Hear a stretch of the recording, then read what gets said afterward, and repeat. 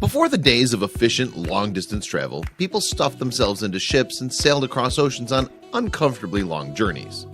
Passengers brought their valuables and warships brought supplies, all of which ended up at the bottom of the ocean were the sea to claim the ship, which was often. Years later, scattered across the bottom of the seven seas, there are an estimated 3 million shipwrecks, each with an interesting story to tell. Some, like Sweden's Kronen, are like portals back in time. Filled with treasures and other interesting valuables, the Kronen has been a honeypot for researchers over the past 4 decades. While the most recent dive turned up some valuable artifacts, one uncovered item was something that completely blew explorers away.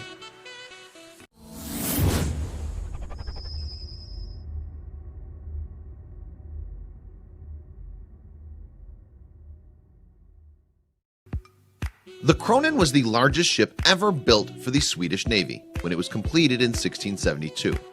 Tragically, in 1676, the ship sunk to the ocean's depths while maneuvering for a battle. The wreck claimed the lives of nearly 800 people. The belief is that in the midst of poor weather, the gunpowder on board exploded and sunk the ship.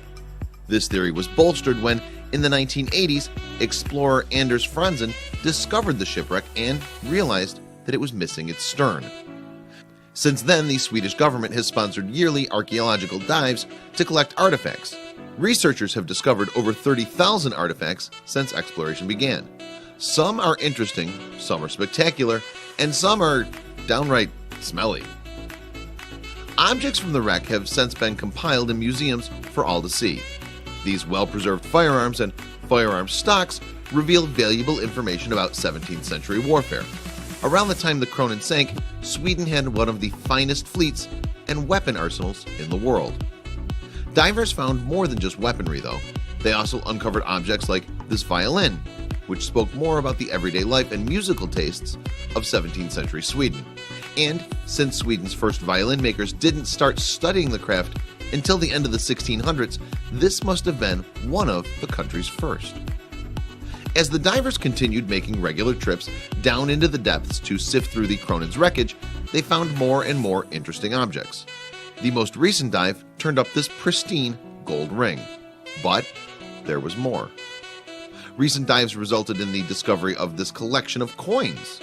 Rich copper mines peppered Sweden at the time of the Kronen sinking, and one mine in particular, the Falun mine, produced 2/3 of the necessary strategic copper in all of Europe.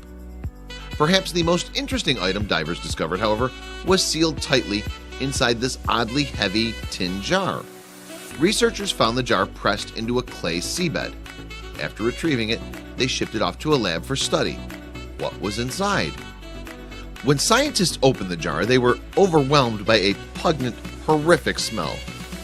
Lars Einarsson, the man in charge of the shipwreck, said, "We're pretty sure it's some kind of dairy product, butter or cheese." Researchers describe the smell as a mix of yeast and Roquefort cheese. "I certainly don't recommend tasting it," Lars added in his interview with the Swedish media. "It's a massive bacteria." He warned that while he enjoys cheeses whose characters live on in their smell, this particular cheese's odor was probably not for everyone. Still, you can't help but wonder what 340-year-old cheese might taste like. After countless dives and searches, researchers are still turning up lost treasures in the Kronen's wreckage. Sure, a pirate might not sail the seven seas in search of this particular booty, but 370-year-old cheese is nothing to curdle your milk at. The question is, would you take a bite?